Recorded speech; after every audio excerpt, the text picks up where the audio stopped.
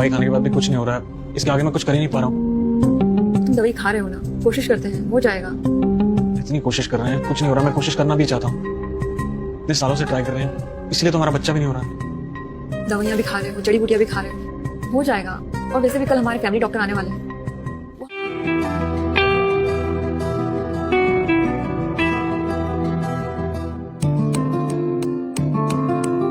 सरला, सरला कहाँ हो? हाँ, जाले साफ कर रही हूँ। अचानक देखा दीवार पे बहुत सारे जाले हो रहे हैं। मेरी माँ कहा करती थी, जिस घर में जाले होते हैं ना, उस घर का मालिक कर्जदार हो जाता है। तो आओ नीचे।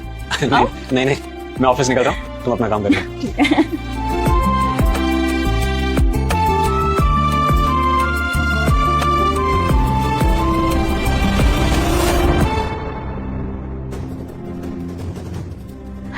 देखा, तुमने संभाल लिया। पति हो तो तुम्हारे जैसा।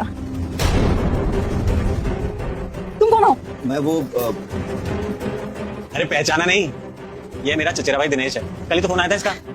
नमस्ते भाभी जी। नमस्ते। आप तो गांव का रास्ता ही भूल गई। तुम्हारे गांव का रास्ता ही इतना उबड़ खाबड़ है। मैं हमेशा से कहती हूँ, कहीं मुझे कभी लेके नहीं आते। कोई बात नहीं भाभी जी, अब मैं आ गया हूँ ना, अब मैं आपको गाँव घुमाऊंगा। हाँ, मेरे कहने पे तो आज तक गाँव गई नहीं, तेरे कहने पे जरूर चली जाएगी। अरे भैया, हमारा नाम दिनेश है, हमारी बात कोई टालता नहीं है। हम तो सरकार से कह दीजिए हो जाए, वो भी हो जाएगा। ये बात अलग है कि सरकार से हमारी आजकल बात नहीं हो रही है।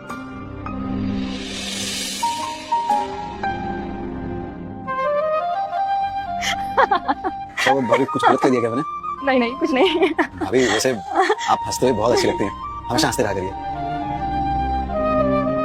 देखा, तुम तो परेशान हो रही थी कि मुसीबत आ रही है। लगता है इस मुसीबत ने तुम्हारा दिल जीत लिया। वो गांव वालों को लेकर मन में पहले से ही कुछ धारणा थी, बट तुम बिल्कुल वैसे नहीं हो।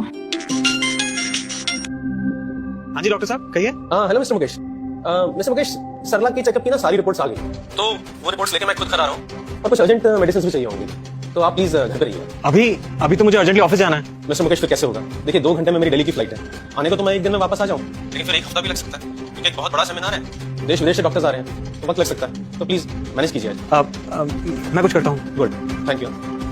हाँ दिनेश, क्या हो गया? सरला को देखने डॉक्टर आ रहे हैं, उसका चेकअप है, तो जो भी दवाई वो बोले ना वो ले आना, ठीक है? जी भैया। Thank you. अच्छा, मैं तुम्हारा कमरा दिखाता हूँ, चलो।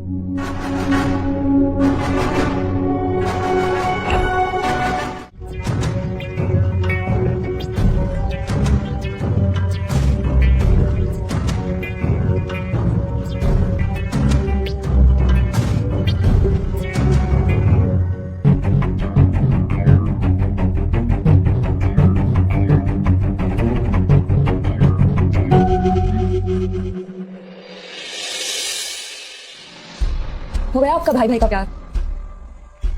मैंने उसे वो पुणे वाला कमरा दिया है। वैसे भी उस कमरे से हम दोनों को कोई लेना देना तो होता नहीं है। लेकिन मुझे तो तुमसे लेना देना है ना। गुस्सा क्यों हो रही हो डालेंगे? स्माइल करो।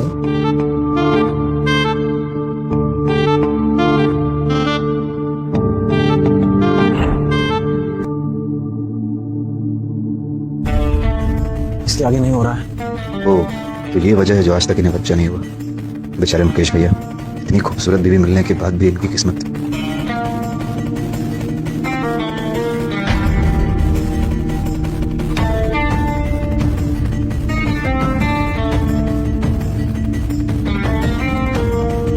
क्या कर रहे हो तुम यहाँ? भाभी वो एक्चुअली मैं मुझे इसीलिए गांव के लोग पसंद नहीं है। उन्हें पता होता है कि पति पत्नी अपने बेडरूम में क्या कर रहे होते हैं, इसलिए आ जाते हैं ताका झाकी करने। तुम भी हमें ही देख रहे थे ना? नहीं भाभी, ऐसी कोई बात नहीं। वो मैं तुम्हारे भैया को ये सब पसंद नहीं है। अगली बार जब तुम्हारे भैया घर पर हो और यहाँ मैं हूँ घर पे, तो मेरे आसपास भटकने की कोशिश भी मत करना, समझे तुम? अगर भैया घर पर ना हो तो आ सकता हूँ? सुनिए भाभी,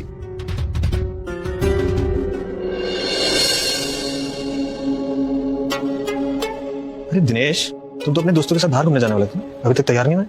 भैया वो तबीयत कुछ ठीक नहीं लग रही है, इसलिए नहीं गया। लगता है कल पहले दिन ही तुमने बाहर का कुछ ज्यादा ही खा लिया होगा। अचानक हवा पानी चेंज होने की वजह से बॉडी को आदत नहीं होती, तो ऐसा हो जाता है। डोंट वरी, तुम ठीक हो जाओगे। कहो तो डॉक्टर साहब को बुला लो। नहीं भाभी, इतनी सी बात के लिए डॉक्टर की क्या जरूरत है? कुछ देर रेस्ट करूंगा तो ठीक हो जाऊंगा। ठीक है, जैसे तुम्हारी मर्जी। चल ध्यान रख, मैं ऑफिस जी भैया।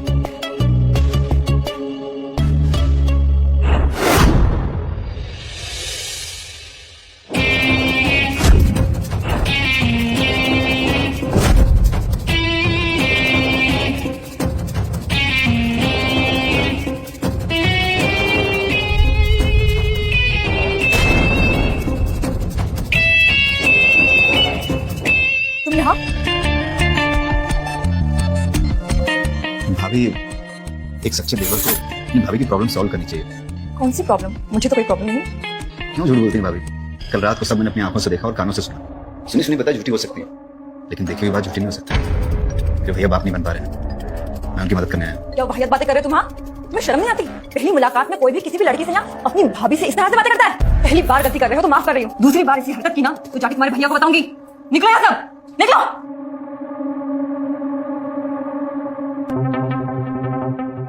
कमाल हो गया, 1 महीने से तुम यहाँ आए हुए हो और यहाँ की हवा पानी की अभी तक तुम्हें आदत नहीं पड़ी।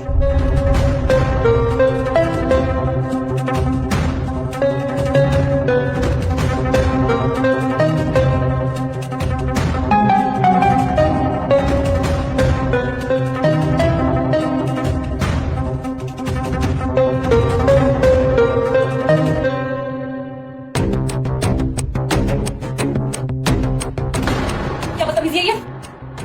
बदतमीजी नहीं, प्यार है।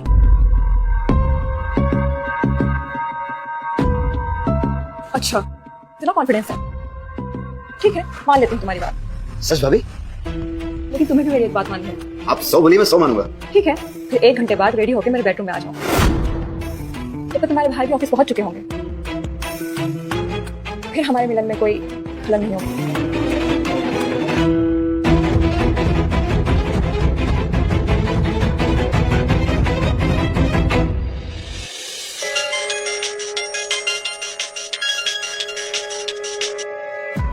हेलो, सर, मैं आपके कजिन ब्रदर मिस्टर दिनेश का दोस्त बोल रहा हूँ। हाँ बोलिए।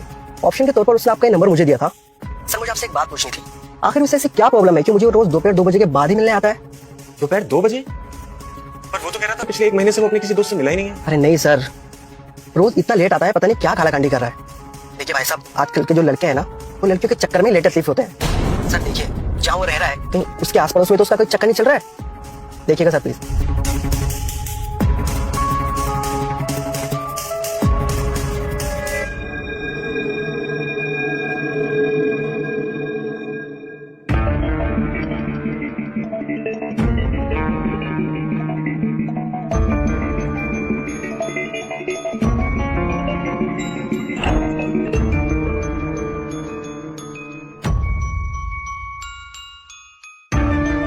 भाभी, ये सब क्या है?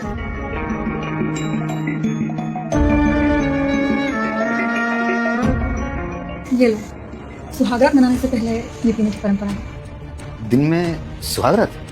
P low.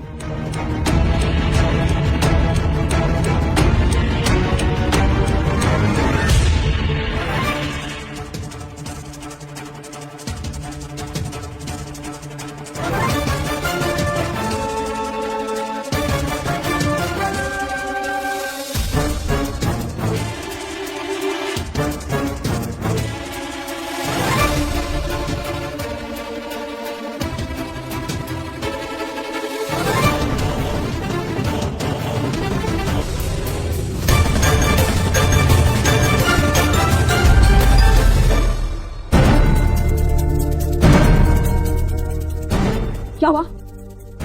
पहले ऐसा कभी नहीं होता। ऐसा तो होना ही था, उसी खानदान के हो ना तुम, इसीलिए मैंने मना किया था, लेकिन तुम नहीं माने। ये ऐसी कोई बात नहीं है, जैसे आप समझ रही हैं।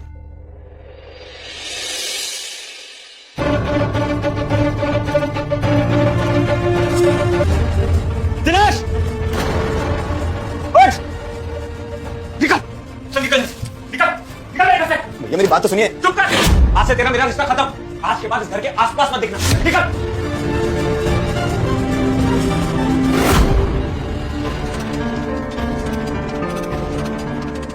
सरला, सरला उठो। सरला, सरला, सरला उठो।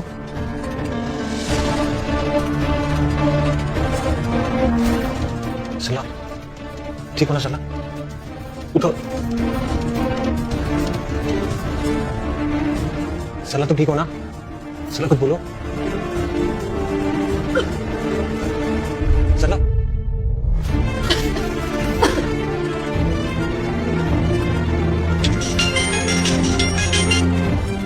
हेलो डॉक्टर साहब, मैं मुकेश बंसल बोल रहा हूँ। हाँ बोलिए ना मुकेश जी। सरला की तबीयत बहुत खराब है, आप प्लीज जल्दी से आ जाइए। डोंट वरी मुकेश, मैं इमीडिएटली पहुंचता हूँ। डोंट वरी, मैं आ रहा हूँ। आप प्लीज जल्दी आ जाइए।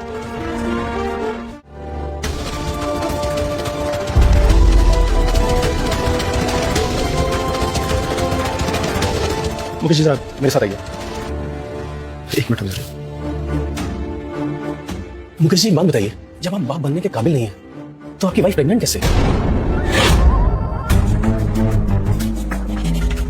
मैं आपको क्या बताऊं डॉक्टर साहब, मुझे तो कहते हुए भी शर्म आ रही है। मेरा चचेरा भाई आया हुआ था, 1 महीने से रोज मेरी बीवी को बेहोश करके उसके साथ।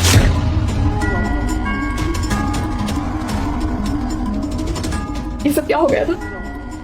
मैं रोज दोपहर में बेहोश हो जाती हूँ, फिर होश में आती हूँ। हाँ? मुझे कुछ समझ नहीं आ रहा। अच्छा आज आप सही वक्त पे आ गए। कम से कम आज मेरी बीमारी का तो पता लगेगा। डॉक्टर साहब मुझे क्या हुआ है? मुझे माफ कर दो सरला, तुम सही थी। दिनेश रोज दोपहर को तुम्हें बेहोश करके तुम्हारे साथ। देखिए सरला जी, एक डॉक्टर होने के नाते आपके पेट में पल रही इस मासूम की जान तो मैं नहीं ले सकता। हाँ, लेकिन एक दोस्त के नाते मैं आपको एक सलाह दे सकता हूँ। मुकेश जी देखिए, बेशक वो बच्चा आपके चचेरे भाई का है, लेकिन आप ही का खून है, आपके खानदान से। आप इसे रहने दीजिए, इसे मत गिराइए। देखिए इससे आप दोनों पर लगा हुआ ये दाग भी मिट जाएगा और आपको औलाद भी मिल जाएगी। और जहां तक इस राज का सवाल है, ये मेरे सीने में दफन है। I promise you. डॉक्टर साहब मुझे कोई प्रॉब्लम नहीं है, मेरी तो इज्जत बच जाएगी। पर सरला, सरला तुम। आपके प्यार की खातिर मैं ये भी बर्दाश्त करने को तैयार हूँ मुकेश। कितनी अच्छी बीवी हो, मेरी इज्जत की खातिर तुम इतना बड़ा जुल्म सहन कर रही हो।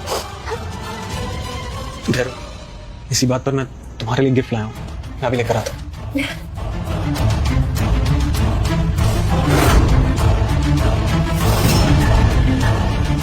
देखा, हो गई ना प्रॉब्लम सॉल्व। तुम खाम खा इतना परेशान हो रही।